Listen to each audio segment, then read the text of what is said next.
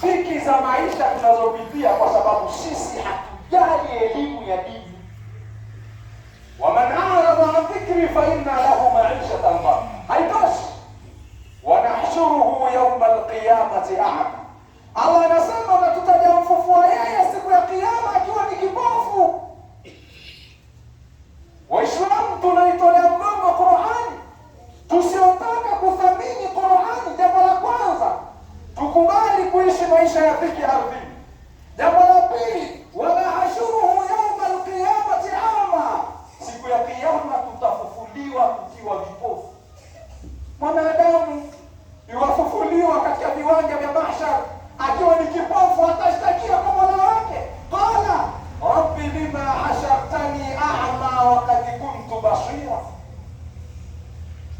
Mja atamuuliza Mola wake, ya Rabbi, mbona umenifufua kipofu?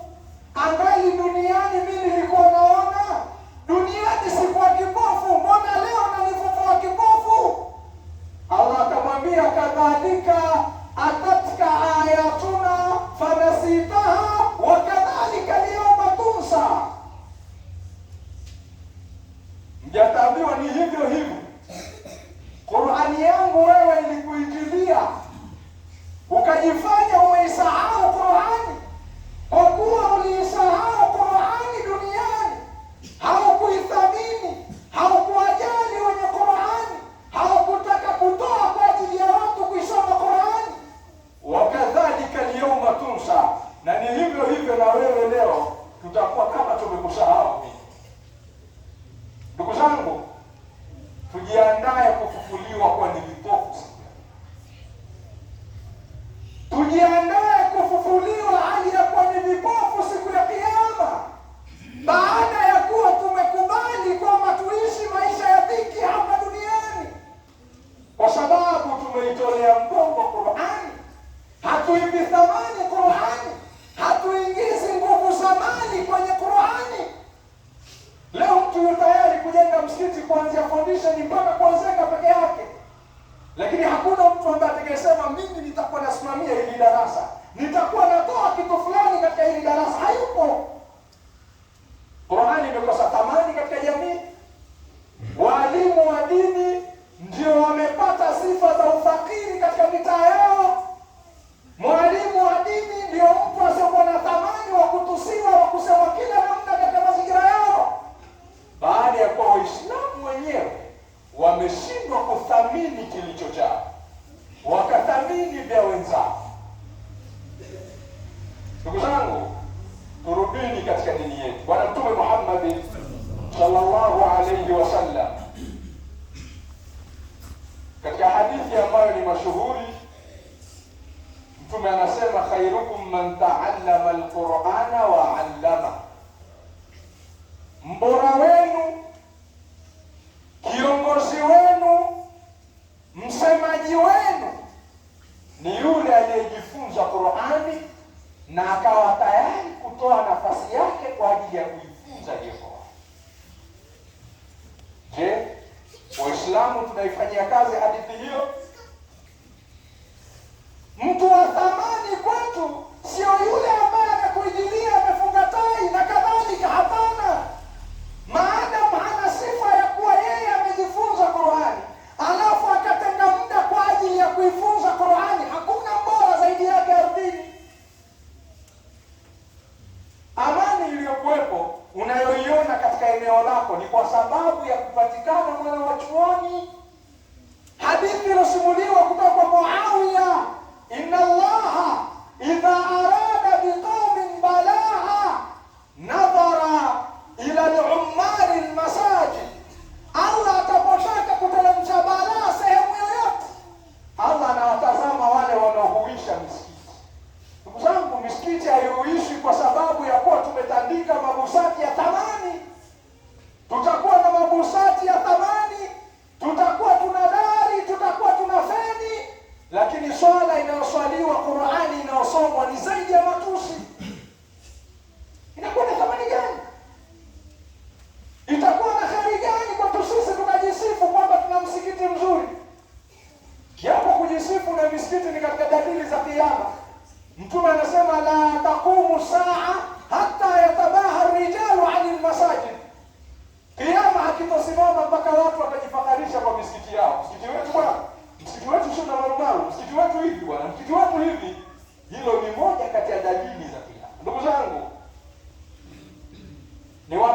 kwa aina moja au nyingine, elekezeni nguvu zenu za mali, elekezeni nguvu zenu za wakati, elekezeni mishauri zenu katika elimu ya dini. Huo ndio uhai wa Uislamu. Tofauti na hivyo, alislamu tamutu ala aidina. Tusipochukua maamuzi magumu, watu kujitoa barabara, Uislamu utakufa mikononi mwetu.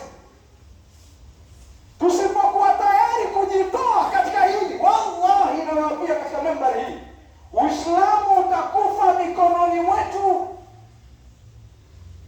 Sasa kama utayari Uislamu ufe katika mikono yako, uwe na jibu la kumwendea Allah subhanahu wa ta'ala.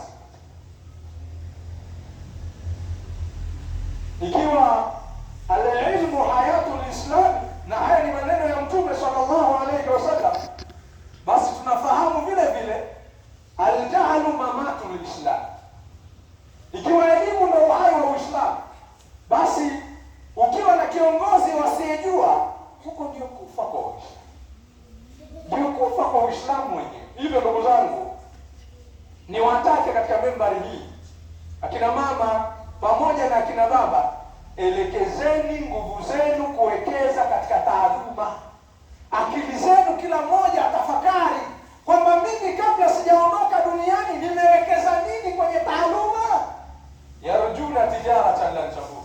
Hii ndio biashara isiyooza ndugu zangu katika dini. Wallahu tabaraka wa taala yaqulu bi qawli ya sayyidil mursalin wa idha quri'a al-Qur'an fastami'u lahu wa ansitu la'allakum turhamun. وقال عز من قائل عليم فإذا قرأت القرآن فاستعذ بالله من الشيطان الرجيم. أعوذ بالله من الشيطان الرجيم. بسم الله الرحمن الرحيم. العصر إن الإنسان لفي خسر إلا الذين آمنوا وعملوا الصالحات وتواصوا بالحق وتواصوا بالصبر. بارك الله لي ولكم بالقرآن العظيم ونفعنا وإياكم لما فيه من الآيات والذكر الحكيم. أقول قولي هذا وأستغفر الله العظيم لي ولكم واستغفروه انه هو الغفور الرحيم والبر الكريم. الله اكبر.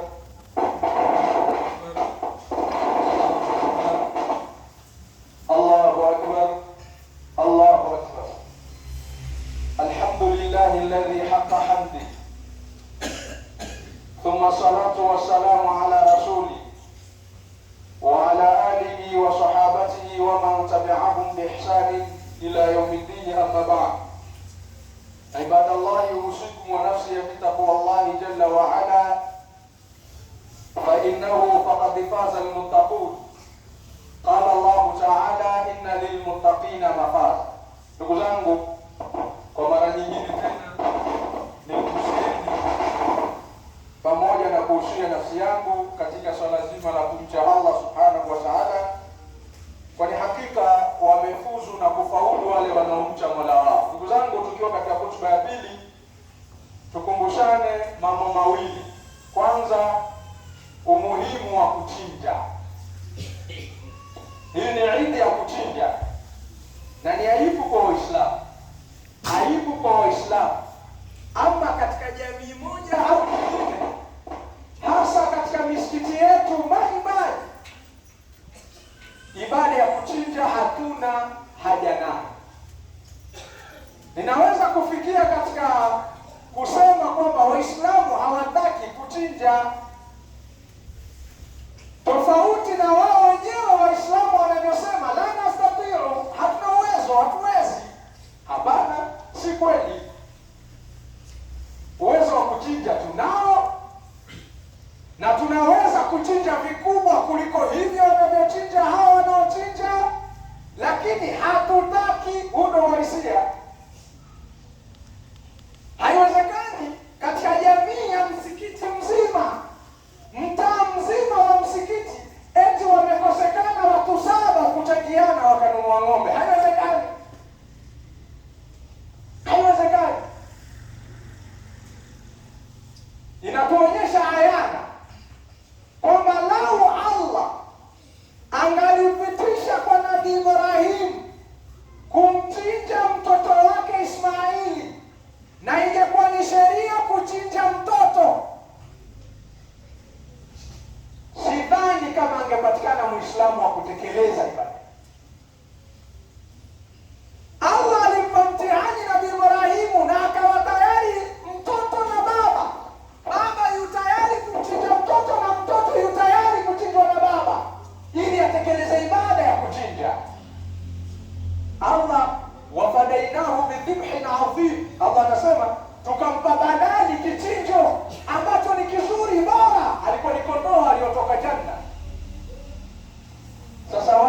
wachinje kondoo, wachinje mbuzi, wachinje ng'ombe, lakini pia ng'ombe sijajaliwa au siwezi.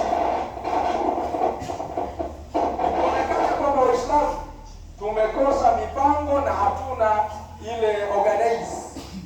Tumeshindwa kujiorganize. Yaani tumeshindwa kujikusanya na kupanga mpango mzuri wa kuiendea ibada. Mtume Muhammad sallallahu alayhi wasallam katika hadithi iliyopokea Jabir ibn Abdullah anna Rasulullah sallallahu alayhi wasallam nahara kabshaini aqranaini, Mtume alichinja kondoo wawili wenye kuwa na pembe, tena wenye kuwa na mabaka meusi na meupe. Dhabahahuma biyadi, Mtume aliwachinja kwa mkono wake mwenyewe. Mtume alichinja kwa mkono wake mwenyewe. Ikiwa Mtume amechinja kondoo wawili kwa mkono wake mwenyewe, Allah anasemaje? Laqad kana lakum fi rasulillah uswatun hasana, hakika kwenu nyinyi Mtume amekuwa ni kiigizo chema. Kama kwetu sisi Mtume ni kiigizo chema, Mtume licha ya ufakiri wake amechinja, mimi na wewe tunashindwaje kuchinja? Tunashindwaje kuchinja Waislamu? Ni mambo ya aibu Muislamu kuonekana naye amekaa foleni anasubiri eti mwenzie amechinja na yeye apewe. Ni aibu. Ni aibu. Nitoe mfano mdogo. Sisi tunamshukuru Allah subhanahu wa ta'ala, hasa katika msikiti wetu huu. Mwaka jana watu wachache 7 tu walijitokeza, ukawa ni mwaka wa kwanza wa kuchinja msikitini hapa. Na alhamdulillah mwaka huu tena umepatikana watu 7 tu ambao baada ya swala hii wanaenda kuchinja. Waislamu hao wamewezaje? Tunaitafuta kila Muislamu kati ya hao watu 7 atafute 1,500,000 ndani ya mwaka mzima. Sasa wewe Muislamu unashindaje kuchinja? Yaani una 2,000 tunapokea uongozi wa msikiti na unasema wanaenda katika swala za Ijumaa. Sisi wenyewe kama imamu nimesimama zaidi ya mara kadhaa katika membari hii. Muislamu anayetaka kuchinja una 2,000, lete, tunaandika, tunakupa stakabadhi yako kwamba katika 150,000 umetoa 2,000, bado 1,148 ndani ya mwaka mzima. Na ninavyosema hivi, baada ya swala inapopita hii, tafsiri yake kibubu kinaanza kufunguliwa upya. Wewe ndani ya mwaka mzima unashindwa kuitafuta 1,500,000 ambayo si ya pamoja. Leo una 2,000, una 5,000, una 10,000. Watu wanaochinja msikiti huu ndugu zangu ni watu madhaifu kabisa. Tunaochinja msikiti huu ni watu madhaifu ambaye yawezekana kipato chetu hakilingani na chako, lakini watu wanachinja. Hivyo Waislamu ni watake muwe tayari kwa kuchinja. Habari ya kusubiri kupewa ng'ombe wa misaada huko tuletewe ni jambo la aibu ndugu zangu. Unamsubiri nani akuletee ng'ombe wa msaada? Haya basi, umeshindwa kufika 1,500,000 kwa mwaka, kuitafuta 1,500,000 kwa mwaka, basi tutafuta angalau 70,000 kwa ajili ya mbuzi. Wewe lete, mimi ni mbuzi bwana, mimi naishia 70,000, sawa?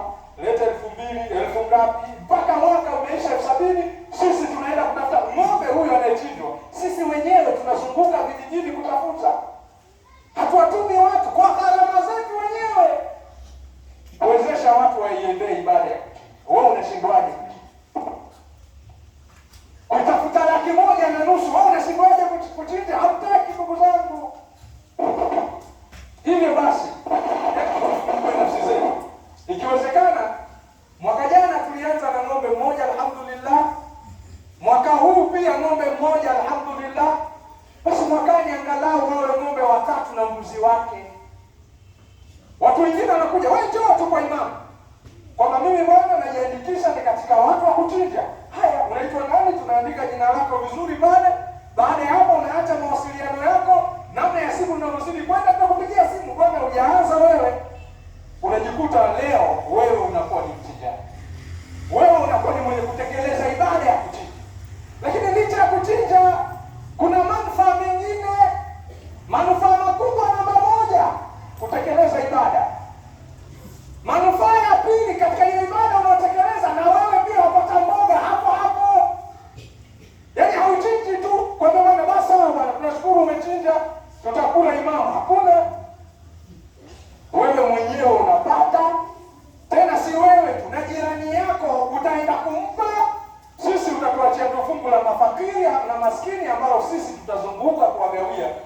Waislamu wanaozunguka msikiti huu wa Gata. Basi unashindwaje kuitafuta 1,500,000 tukashirikiana kuchinja ng'ombe kwa pamoja mwaka? Yule ambaye atakuwa tayari na Allah atakuwa amemfungua kwenye hili, kwa sababu ni ibada. Na wengine mnasema hamjajaliwa, lakini wafugaji hauhitaji gharama kumtafuta mnyama. Na sasa sijajaliwa bwana. Usijajaliwa ni mnyama unaye, wewe uko hai, hujajaliwa wewe nini? Wewe bado hujapewa taufiki. Sasa taufiki, ndugu zangu, usisubiri ushushiwe wahai. Watu wawe tayari kuingia ibada. Ina manufaa makubwa ndugu zangu. Ile damu inayomwagika chini, ile damu inayomwagika chini, na yale manyoya yanayobakia katika ngozi, kila nyoya moja ni hasana. Kila nyoya moja unaandikiwa jema moja.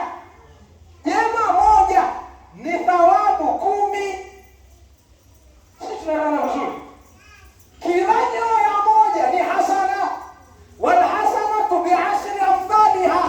Jema moja una thawabu 10. Sasa wewe umechinja mbuzi. Wewe unajua manyoya ya mbuzi hapo mangapi? Umeshirikiana na wenzako tukachinja ng'ombe. Nyie mnajua katika kila ng'ombe kuna nyoya ngapi, na kila nyoya moja ni thawabu 10. Hili ndio kubwa, lakini baada ya hilo masikini na mafakiri watapata mboga ya kutosha. Sio masikini na mafakiri, majirani zako pia watapata mboga kutoka kwako. Sio majirani zako, na wewe mwenyewe pia utapata mboga. Tujiungeni ndugu zangu katika kundi hili. Sisi bwana, katika msikiti wetu wa Kata kweli tuna hali ngumu na viongozi wote ni maisha magumu, lakini kuhusu kadhia ya kusema kuchinja, hatutaki ng'ombe wote wa msaada tukaenda kuomba huko. Mtu hataki alete yeye mwenyewe, bwana naomba imamu ng'ombe huyu achinje msikitini kwako, lakini kuomba hatutakwenda kuomba popote. Kama nyinyi Waislamu tumeshindwa kujiunga, hatuna udhalili wa namna hiyo sisi. Kama bujani twendeni sote, lakini si kwenda kupiga magoti kwa watu ati kuomba msikitini kwangu bwana hatuchinji. Wewe muumini una thamani gani kwangu? Basi tuungane sisi tuchinje wenyewe. Hata mboga unayokula ni ya heshima, si ya kupanga foleni. Mimi naona pale msikiti wa mjini pale watu wanaposukumana na kuumizana kwa ajili ya kilo moja tu ya nyama. Hatuoni haya ndugu zangu? Sisi tunashindwa kutafuta hiyo 1,500,000 kwa mwaka. Haya basi, tafuta 70,000 kwa mwaka, si tukutafutie mbuzi uchinje na wewe. Mboga ya heshima, ibada, unawalisha watu. Madha turidu baada da, unataka nini sasa Muislamu baada? Tujiunge ndugu zangu, na nafasi bado iko wazi. Wewe ukitaka nitafute imamu au muone naibu imamu hapo, au muone mhasibu Mzee Hamisi Chimgege hapo, tutakuandika jina lako na kila unachotoa sisi tunakupa stakabadhi mpaka ukimaliza 1,500,000 kama ni katika watu 7 la kundi la ng'ombe. Lakini kama ni katika mbuzi umefika 70,000, tutafanya mpango wa kutafuta huyo mbuzi na tutamchinja na wewe utapata mboga, lakini kubwa umetekeleza ibada. Ndugu zangu, sambamba na hilo, leo ni siku ya Eid. Jitahadhari namna nzuri ya kusherehekea katika Eid zetu. Leo ni siku ya Eid, ni yaumu sururi, ni siku ya furaha. Kila mmoja afurahike kwa wakati wake, lakini tuangalie mazingira mazuri ya kushereheka yanayoendana na Uislamu wetu bila kupituka katika hii siku ya Eid. Bwana Mtume Muhammad sallallahu alaihi wasallam asema, man asa Allah yawma al-Eid kama ya'ashihi yawma al-Wa'id. Yoyote atakayemwasi Allah siku ya Eid ni kama vile mtu anayemwasi Allah siku ya Kiyama. Ukifanya asi leo ni sawa sawa wewe upo katika mahakama ya Allah, alafu wewe unafanya asi. Tunajua kuna madisko toto huko, kuna disko kubwa zimeandaliwa na wateja wake ni nyinyi waumini wetu. Wateja wa hao ni nyinyi waumini wetu ambao mnasikiliza hutuba hapa. Sasa lazima mchukue tahadhari. Hakuna mwingine anaenda huko, hapo wanaenda wa ziada, lakini wakuwategemea ni nyinyi. Sasa ndugu zangu, tusiharibu